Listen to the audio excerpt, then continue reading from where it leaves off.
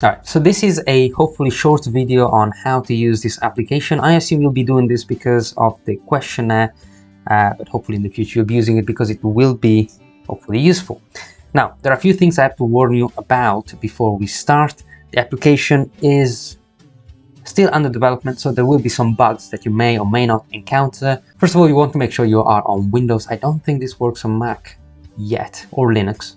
Per se. And one of the first things you want to do when you start is to go on your settings, display, so you just go here and then select the scaling 125, and that is to ensure that the application works for your system. Also, the application was built with the idea that you'd probably be working on a Full HD monitor. I don't know what happens at a higher resolution, but that is what the questionnaire is there for, so you can tell me what you find odd about it. Okay. Another thing very important that you want to know how to do is to force close the application in case you can't use it. And it's very simple. Press the Windows key and you go on the task manager here. And it's called Project Valkyrie, so you can end the task whenever you need to. Okay, so let's start. This is the main hub where you have access to 3 different experiments and the equipment index, which is where you'll find most of the equipment that you will be using throughout your time at university, or you would have used in your case. The way you navigate the system is to simply clicking on each of the words that you want. For example, there are 4 here, and there is an exit button. If you click the exit button, the program simply shuts down. So on the equipment index, we find 6 different things. We have the multimeter, inductor, resistor, and etc.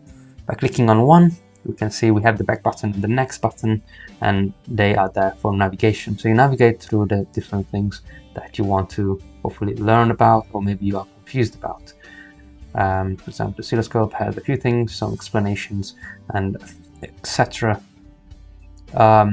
So on the more interactive side, we have, for example, the LRC circuit.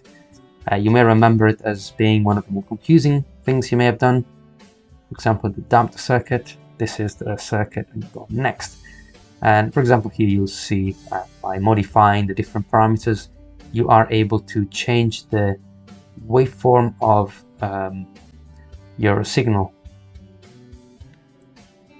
and things like that.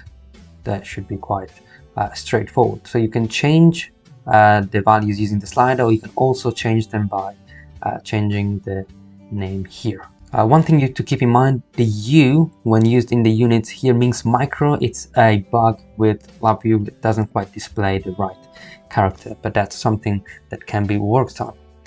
As for example, we go on to the DC circuits.